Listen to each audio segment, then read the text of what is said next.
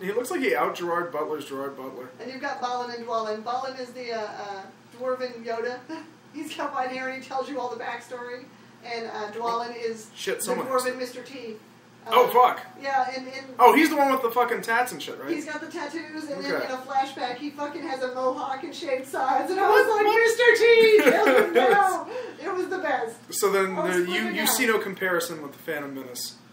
That's an unfair comparison. No, okay. it's drop the fact that you're going in. First of all, if you think you're going to see a sequel, you need to go to the library and cry, and then hold up a sign so that they can get you this book and you can read it. And stop believing you're here to see a sequel to The Lord of the Rings. You know, there are like 3 that aren't worth a shit. Yeah, it's kind of like when Frank Herbert passed away and his son wrote like Sons of Dune and Dune some more. Like, fuck it. Yeah, you know the big conflict's over, right? Yeah. Good luck, kid, but no, you're not your dad. Well, I don't know. Chris Tolkien's a decent guy for putting all that shit together. There's cool artwork but shit gets weird. Like fucking Hobbit ring wraiths and something about goblin pond babies. Well, they do.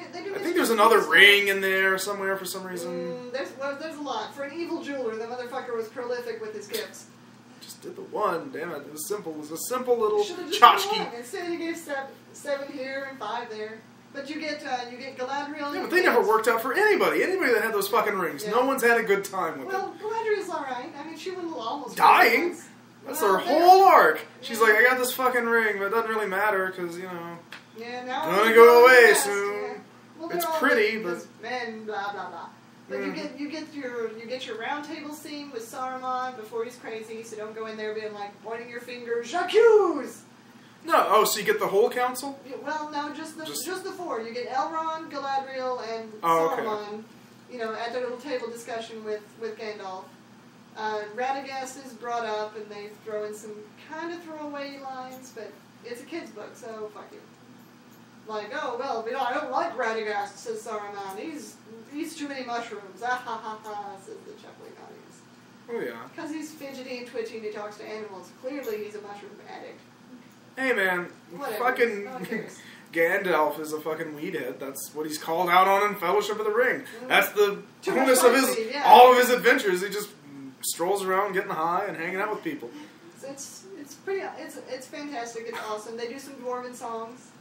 Like stuff that you remember from the books and the radio. Yeah, it was in the trailer, and it was a great trailer for that. And, you know, pour the shit right on the floor. Yeah, they were complaining about that, where they go into the kitchen. It's like, they're fucking wobbling plates and breaking shit, and eating all the cake. There's too much food in his kitchen. He's hoarding. You're like, what? Are you really? I'm glad that that's still in there. I don't see the argument. It's in the fucking... And they even do the dishes song. Where and it's in the book, and it's in both other versions, both animated films. And the radio films. play, and the fucking... No, it's good. It's good times. So it's good times. They abbreviate the dwarven song down to 2 really relevant verses. So instead of doing the whole story of, we built a town, gold, gold, gold, shit happened, it was bad, they start out with, well, let's go. Shit's fucked in. This is where we're going, and we're leaving in the morning. Those are the 2 verses, and it was great. It was great. And Freeman is excellent, and Circus is something my nightmares couldn't form on their worst day. Gollum being crazy bipolar and nutty and just legit terrifying. I didn't even think they'd get to Gollum. I guess they had to, but I didn't think they'd get to him that soon. I would tell you where they get to if you want, but I don't know if it's... I know Riddles in the Dark is a big deal for the Riddles in the Dark happens. So that's tight. So it's good, and it's well done, and it's not boring. For a riddle game, you would expect the audience to be dead.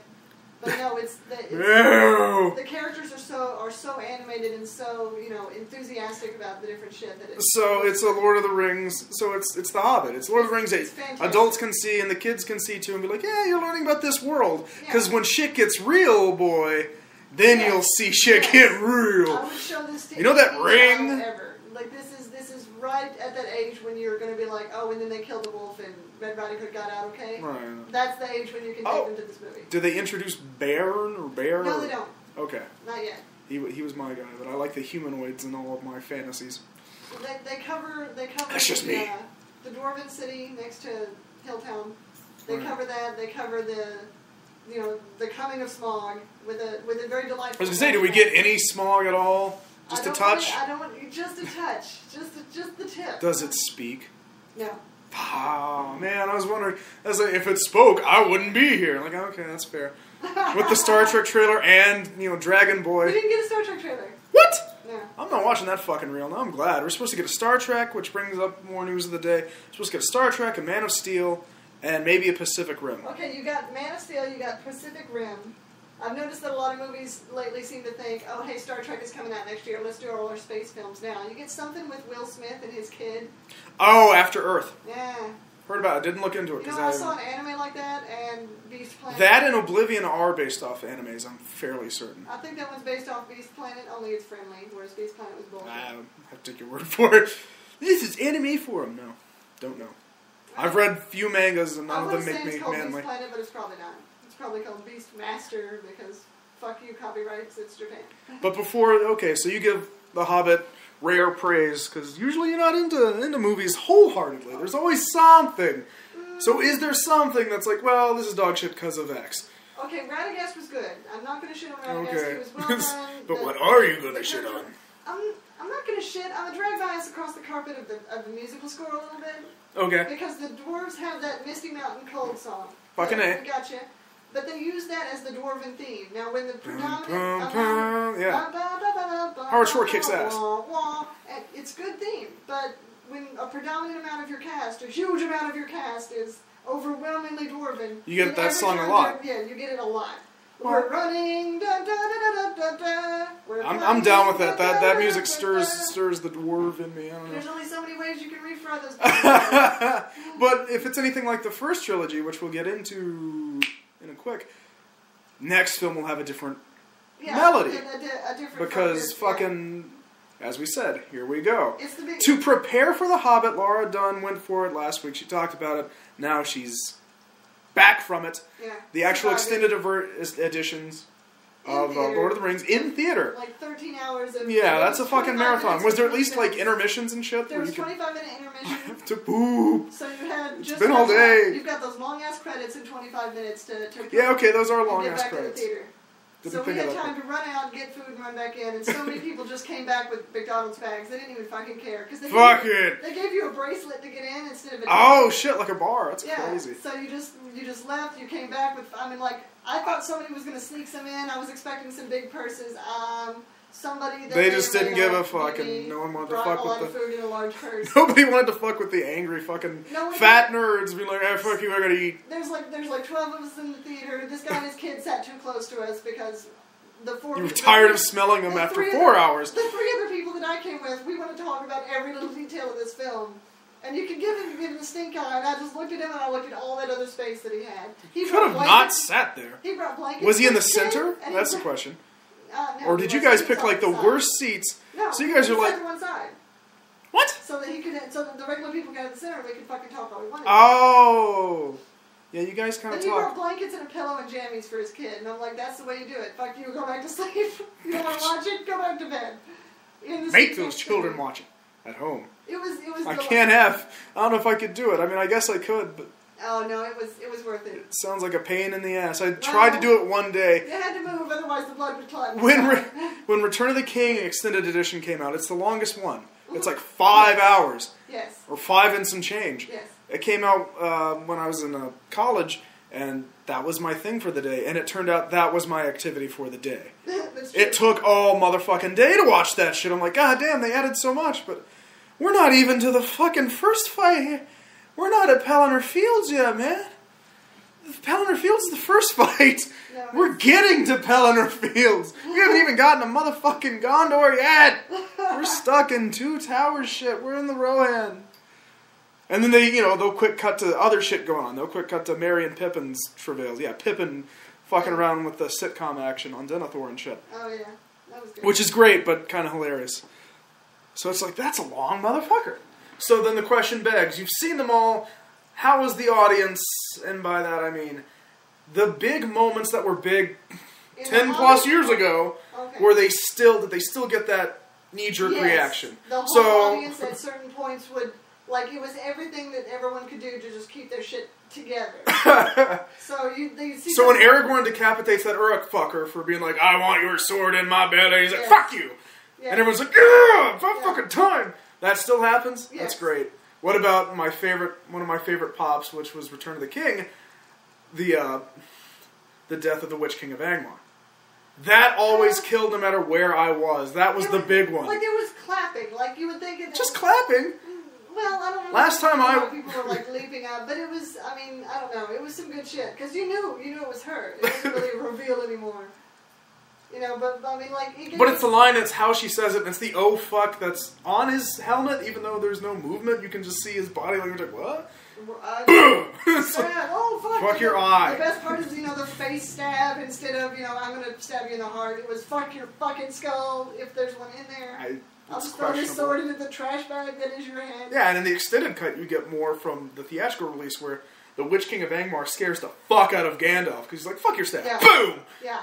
Oh, God. Shit, oh, fuck. Your staff is broken. Oh, no. It was fantastic. Everybody was... I wouldn't say as enthusiastic because they knew what was coming. I was going to say, but that is also like 12 hours after the thing started. Yeah, by the third movie, everyone's just like waving a little flag. No, it was... That's my boy. The good parts still hit you in the feelings where they're supposed to. It still stabs you right in the heart. Twist that key in your back. Oh, God, I must cheer and love them so much. Boromir and Faramir are much better in the extended cuts. The extended cuts are just better. It's the only way to watch them. Yeah. Especially if you've seen them and then you watch like the originals, it's like, wait, but... You cut out so much. Why? I want more. No, The Hobbit has some good points too. Like, the newer movie still has that ability to get the whole audience to fucking, yes, you fuck that guy. So that happens, alright. Yeah. You get some Goblin King sass and like characters that you wouldn't think would be, eloquent. They did change a lot of stuff. The wolves don't talk. They make them orcs and wargs instead. So that you don't have to have, more explanation of, oh, by the way, I guess animals could talk. We won't explain that. They throw in they really highlight some backstory between the Pale Orc and Thorin's family and his determination that, oh, I must end the line. You're like, oh, look, antagonism from the past, past enemies. They bring up some history and stuff, but they do such a good job of still managing to be like, oh, hey, you thought the last movie was awesome. Yeah, we'll have fucking Mr. T-Dwarf come through here like a goddamn Cuisinart. Ooh, crunch. God, it was good. Oh, blood. So much crunching and stabbings, and then there's, the obligatory lighter moments that you're going to find your hardcore fan hates, because there's chuckling and there shouldn't be chuckling in D&D. Sure, wait, but this is the fucking Hobbit, man. It's a book you read with they don't We were going on about honey cakes and fucking my dishes. When you yelled down, that was good. Bilbo's the biggest pussy for half of that book. Like, when he's in his element, he's annoying as fuck. They do the duality of him being both cowardly and, and in the original version that I had, the original book, one of the first books I had the little drawing, and he was a little fat fuck. Yeah. With a creepy demonic golem on the cover, like, ugh, glowing in the dark and shit, and here's this fat dude. They do feature a lot more of, like, they don't make Gollum as... He's not as busted up as he is in Lord of the Rings, but then again, he hasn't personally walked like 600 miles. And been tortured in the fucking heart of Minas Tirith. They do a lot of the glowy eyes, and he's a fucking terrifying... So it's more like the Fellowship Gollum we were given when they didn't quite know how to treat him, because he's just like eyes and fingers and shit.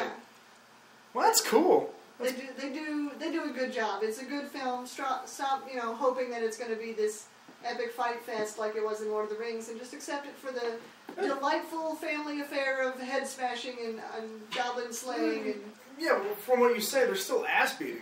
Oh, there's like Fellowship of the Ring has 2 big fights. And there is a shit ton of ass. Dwarves are like 90% ass kickery, 10% making fun of the little guy in a pony. I mean, yeah, well, Gimli's just a testicle with hair, just a big ball. No, it's ballsy as shit. Fucking 2 towers, he just throws them into the skirmish like, fuck it, okay, go for it, dude. For all the fighting, there's so much fighting, but there's not a lot of gore. So, heads get cut off, arms severed, but there's not like splurt and then the rest of the bone falls out. You are fresh off the extended cut, too, where they added a little more goo. Yeah. Well, that's the way it should be. There's a lot of killing, a lot of head chopping, and... Headshot. Fucking shit. Okay. Setting fire to your kid because you're a dick face, and, food or mouth molesting your whole fucking dinner plate because you're an entitled ass. We didn't want to eat after that. We had to eat before that movie. Because you can't watch Denethor eat and then be like, oh yeah, life is good.